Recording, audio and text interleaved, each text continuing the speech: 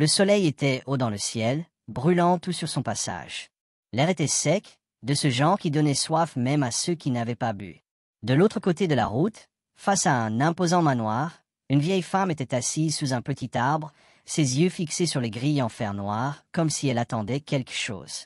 Ses vêtements étaient usés, son pagne serré autour de sa taille frêle. Son visage était marqué de rides profondes, ses mains rugueuses par le poids des années. Elle était là depuis des heures, comme elle l'avait été chaque jour depuis 3 ans. Personne ne savait d'où elle venait, et plus personne ne se donnait la peine de le demander. Elle faisait partie du décor de la rue, comme les mendiants au marché ou les vendeurs de cacahuètes le long des routes. Les gardes à l'entrée du manoir l'avaient vue si souvent qu'ils ne lui prêtaient plus attention.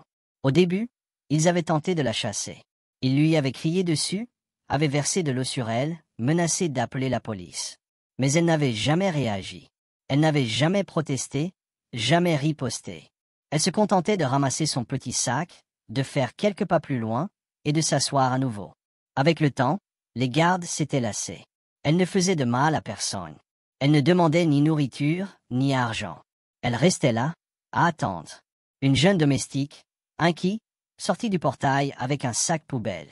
En se dirigeant vers la benne, elle jeta un regard à la vieille femme et soupira. Il était difficile de ne pas ressentir de la pitié pour elle. Elle semblait si faible, si épuisée, et pourtant, elle ne partait jamais. « Maman, pourquoi vous asseyez-vous ici tous les jours ?» demanda-t-elle. La vieille femme leva lentement les yeux. Ils étaient ternes, mais ils portaient une douleur profonde, quelque chose d'indicible. « J'attends, » répondit-elle simplement. Anki fronça les sourcils. « Vous attendez qui ?» La vieille femme esquissa un sourire, mais ne répondit pas. Elle tourna à nouveau son regard vers le portail. Anki soupira, secoua la tête, puis fouilla dans sa poche. Elle en sortit un petit pain. « Tenez, maman, mangez quelque chose. » Elle posa le pain à côté de la femme et se dépêcha de rentrer avant que la gouvernante ne la surprenne en train de parler à une étrangère. À l'intérieur du manoir, la vie suivait son cours. Le domaine était vaste, orné de fleurs magnifiques et d'une pelouse impeccablement tondue. Des voitures de luxe s'alignaient dans l'allée, et la maison elle-même semblait tout droit sortie d'un magazine. Elle appartenait à Shifshuki Odogu, un homme d'affaires milliardaire, craint et respecté de tous. À ce moment précis, Shif Odogu était dans son bureau, plongé dans des dossiers professionnels. C'était un homme grand, aux épaules larges et aux yeux perçants. Tout en lui respirait le pouvoir. Il avait travaillé dur pour son succès et n'avait aucune patience pour les distractions. « Monsieur, la réunion du conseil est prévue à 15 heures. » l'informa son assistant, Monsieur James. Odogu hocha la tête sans lever les yeux. « Assurez-vous que tout est prêt. Je ne veux aucune erreur. »« Oui, monsieur. » À cet instant, Musa, le chef de la sécurité, entra dans le bureau et hésita avant de parler. « Cette vieille femme est encore dehors. » La plume d'Odogu s'arrêta un instant, mais il ne leva pas les yeux. « Quelle vieille femme? » « Celle qui s'assoit près du portail tous les jours. Elle est là depuis ce matin, encore. » Odogu soupira, agacé. « Et alors, qu'est-ce que vous attendez de moi ?» Musa se gratta la tête. Elle ne demande rien. Elle regarde juste la maison, comme si ça signifiait quelque chose pour elle. On l'a chassée tant de fois, mais elle refuse de partir. Odogu leva enfin les yeux, son expression indéchiffrable. « Ignorez-la. Tant qu'elle ne cause pas de problème, laissez-la. » Musa acquiesça et sortit. Mais en quittant le bureau, il ne put s'empêcher de jeter un coup d'œil vers le portail. La femme était toujours là, toujours à regarder, toujours à attendre. Que attendait-elle exactement? Au fil de la journée, des gens allaient et venaient dans le manoir, mais la vieille femme restait. La nuit tomba, et elle était encore là. Soudain, la pluie se mit à tomber. Elle ramassa enfin son sac et se leva lentement, ses articulations raides après des heures d'immobilité. Après un dernier regard vers le portail, elle tourna les talons et disparut dans la nuit. Mais tout le monde savait qu'elle reviendrait demain. Elle revenait toujours. Le lendemain matin, alors que le soleil se levait lentement, Madame Uninis, la mère de Shif Odogu, remarqua la vieille femme assise dehors alors que son chauffeur quittait le manoir. Elle fronça les sourcils. « Qui est cette femme ?» demanda-t-elle. « Madame, c'est une vieille femme qui vient s'asseoir ici depuis des années, » répondit le chauffeur. Elle ne dérange personne. Tout ce qu'elle fait, c'est regarder le portail. Le visage de Madame Uninis s'assombrit. Elle est là depuis des années? Oui, madame. Les gardes en ont même marre d'elle. Les mains de Madame Ununis se crispèrent autour de son sac. Assurez-vous que Chifodogu n'entende jamais parler d'elle. Le chauffeur lui lança un regard étrange, mais ne dit rien. La vieille femme restait dehors, sa patience inébranlable. Elle avait parcouru un long chemin, et elle ne s'arrêterait pas maintenant, peu importe combien de temps il faudrait. Elle attendrait, car elle savait une chose avec certitude. Un jour, la vérité ne pourrait plus se cacher derrière les murs de ce grand manoir. Le manoir était animé par un va-et-vient incessant. Les voitures entraient et sortaient, les chauffeurs klaxonnaient, les gardes donnaient des ordres, les domestiques s'affairaient dans leurs uniformes impeccables. Mais personne ne prêtait jamais attention à la frêle femme assise juste devant le portail. Jusqu'à aujourd'hui. Tindet, un jeune garde, s'approcha d'elle, un sac plastique à la main. Il s'accroupit à ses côtés et posa le sac par terre. « Tenez, dit-il, je vous ai acheté un peu d'akara. » La vieille femme se tourna vers lui, ses lèvres s'étirant en un sourire reconnaissant. « Que Dieu vous bénisse, mon fils. » Tindet haussa les épaules. « Vous ne pouvez pas rester assise ici tous les jours sans manger. » Il jeta un coup d'œil au manoir derrière lui avant de baisser la voix. « Maman, pourquoi êtes-vous toujours ici? Chifodogu ne vous remarquera jamais. Et même s'il le faisait, vous pensez qu'il s'en souciera? » La vieille femme ramassa le sac d'akara et prit une petite bouchée. Elle mâcha lentement, savourant le goût avant de répondre. « Il s'en souciera, dit-elle doucement. Il ne le sait pas encore, mais quand il le découvrira, il s'en souciera. » Tindet fronça les sourcils. « C'est ce que vous dites depuis 3 ans, maman. Cet homme ne sait même pas que vous existez. » La vieille femme se contenta de sourire. Non loin de là, Esha, un autre garde, observait la scène. Son visage était dur, ses yeux plissés.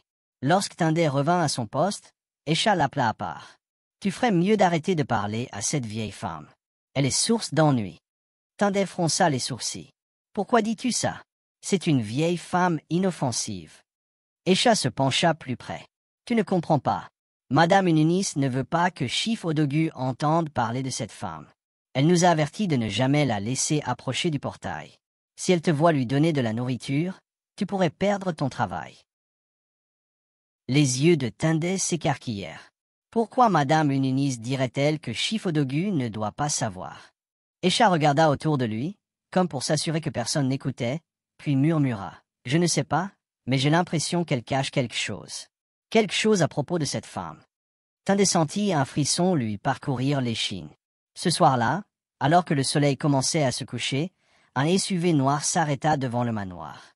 Les grilles s'ouvrirent, et Chifodogu sortit de la maison, vêtu d'un costume bleu marine impeccable. Son téléphone était collé à son oreille, sa voix ferme alors qu'il parlait. « Je veux que cet accord soit conclu avant la fin de la semaine. Pas d'excuses. » Il monta dans le SUV, l'esprit concentré sur ses affaires. Il ne vit pas la vieille femme. Il ne la voyait jamais. Mais aujourd'hui, quelque chose était différent. Alors que la voiture s'éloignait, la vieille femme se leva lentement. Elle le regarda avec des yeux pleins d'une émotion profonde, enfouie depuis des décennies. Et puis, pour la première fois en 3 ans, elle fit un pas vers le portail. Les gardes se raidirent. Esha s'avança vers elle. « Vous ne pouvez pas passer ici, » avertit-il. La vieille femme l'ignora. Elle leva légèrement la main, comme pour tendre la main. Le SUV passa à toute vitesse. Pendant une fraction de seconde, Chifodogu tourna la tête. Ses yeux se posèrent sur la vieille femme dehors. Il fronça légèrement les sourcils, quelque chose en elle attirant son attention. Mais la voiture disparut. La vieille femme laissa retomber sa main. Elle avait attendu 3 ans, et maintenant, pour la première fois, il avait regardé dans sa direction. Ce n'était qu'une seconde, mais c'était suffisant. Pendant 3 ans, elle avait été invisible pour l'homme derrière le portail. Mais aujourd'hui, même si ce n'était qu'un instant, Chifodogu avait regardé dans sa direction. Ce n'était pas grand-chose, mais c'était une fissure dans le mur. Elle était patiente. Elle avait attendu 3 ans. Elle pouvait attendre encore un peu. À l'intérieur du manoir, Chifodogu était assis dans son bureau, un verre de whisky à la main. Son esprit était occupé par des affaires, mais quelque chose d'insignifiant continuait de le tarauder. Cette vieille femme. Pour une raison quelconque, le bref aperçu qu'il avait eu d'elle devant le portail restait dans son esprit. Il n'y avait rien de remarquable chez elle. Juste une mendiante assise là, où elle n'avait rien à faire. Et pourtant, pourquoi semblait-elle si familière? Avec un soupir, il repoussa cette pensée. Il avait des choses plus importantes à gérer. Plus tard ce soir-là, alors que Shifodogu partait pour une réunion d'affaires de haut niveau, il se surprit à regarder à nouveau vers le portail. Il ne savait pas pourquoi. Peut-être était-ce une habitude, ou peut-être était-ce cette étrange sensation de la veille. Et puis, pour la deuxième fois en 3 ans, ses yeux rencontrèrent les siens. Elle le regardait déjà. Les sourcils de Shifodogu se froncèrent. Quelque chose dans son regard le troublait. Ce n'était pas le regard désespéré d'une mendiante. C'était un regard qui savait quelque chose, comme si elle connaissait un secret à son sujet qu'il ignorait. Il détourna rapidement les yeux et monta dans sa voiture. Mais alors que la voiture s'éloignait, ses doigts tambourinaient contre son genou, irrité. Pourquoi avait-il l'impression que cette vieille femme l'attendait spécifiquement? Cette nuit-là, pour la première fois depuis longtemps, Shifodogu eut du mal à trouver le sommeil. Le lendemain matin, Shifodogu n'était pas lui-même. Il était assis à la table du petit-déjeuner, touchant à peine à son repas. Son esprit était agité, occupé par des pensées qu'il ne comprenait pas. Cette vieille femme. Pourquoi était-elle toujours devant son portail? Pourquoi le regardait-elle ainsi? Chukuri, qu'est-ce qui ne va pas? Demanda Madame Ununis, sirotant son thé. Elle était assise en face de lui, son expression calme, mais observatrice. Shifodogu soupira, se frottant les tempes. Ce n'est rien, maman. Les yeux de Madame Ununis se plissèrent légèrement.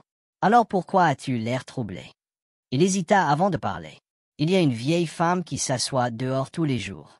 Je ne lui avais jamais prêté attention auparavant, mais récemment, je l'ai remarqué, et je ne sais pas pourquoi, quelque chose chez elle me trouble. Une lueur de panique traversa les yeux de Madame Ununis, mais elle disparut si vite que Shifodogu faillit ne pas la voir. Elle posa soigneusement sa tasse de thé. Il y a des mendiants partout, mon fils, dit-elle avec douceur. Tu ne devrais pas t'en préoccuper. Shifodogu se pencha en arrière sur sa chaise. Elle n'est pas comme les autres, maman. Elle ne mendie pas. Elle reste juste assise là et regarde. Les doigts de Madame Ununis se crispèrent sur le bord de la table, mais sa voix resta stable. Elle est probablement folle. Ignore-la. Shifodogu étudia le visage de sa mère. Il avait passé sa vie à apprendre à lire les gens, le langage corporel, les micro-expressions, les peurs cachées. C'était ce qui faisait de lui un bon homme d'affaires. Et à cet instant, il pouvait dire que sa mère mentait. Mais pourquoi? Avant qu'il ne puisse insister, la gouvernante entra dans la salle à manger. « Chif, votre voiture est prête. » Shifodogu repoussa ses pensées et se leva. Il avait une journée chargée devant lui. Mais en quittant la maison et en se dirigeant vers sa voiture, il prit une décision. Aujourd'hui, il regarderait cette femme de plus près. La vieille femme, comme toujours, était assise dehors, sa posture calme, ses mains soigneusement posées sur ses genoux. Shifodogu s'approcha, l'étudiant les rides sur son visage, les cheveux gris, le regard intense mais tranquille dans ses yeux. Et puis, pour la première fois, il lui parla. « Qui êtes-vous » L'air sembla se figer. La vieille femme leva la tête, et pendant un bref instant, quelque chose scintilla dans ses yeux, un mélange d'émotions, tristesse, espoir, et quelque chose de plus profond. Shifodogu ne pouvait détacher ses yeux d'elle. « Je vous ai posé une question. Qui êtes-vous » La vieille femme ouvrit la bouche pour parler, mais avant qu'un mot ne puisse sortir, une voix l'interrompit. « Shuki » Il se tourna pour voir Madame Ununis s'approcher à grands pas, son visage soigneusement composé, mais ses yeux trahissaient une urgence. « Tu es en retard pour ta réunion, » dit-elle rapidement, prenant son bras. « Bien, nous devons y aller. » Shifodogu hésita, son regard passant de sa mère à la vieille femme. Quelque chose n'allait pas, mais la prise de Madame Ununis se resserra sur son bras. « Lâche-moi, » dit-elle plus fermement cette fois. Après une longue pause, il se détourna enfin. Sans un mot de plus, il monta dans sa voiture, et les grilles se refermèrent derrière lui. La vieille femme resta immobile, observant. Elle était passée si près aujourd'hui, si près. Mais elle était patiente. Elle avait attendu 3 ans. Elle pouvait attendre encore un peu. Pour la première fois en 3 ans, Shifodogu l'avait regardée, lui avait parlé. Elle avait vu la confusion dans ses yeux. À l'intérieur du manoir, Madame Ununis faisait les 100 pas dans sa chambre, ses doigts tremblants tenant un verre d'eau. Ce n'était pas la soif qui la poussait à le saisir, c'était la peur. Pendant des années, elle s'était assurée que le secret reste enfoui.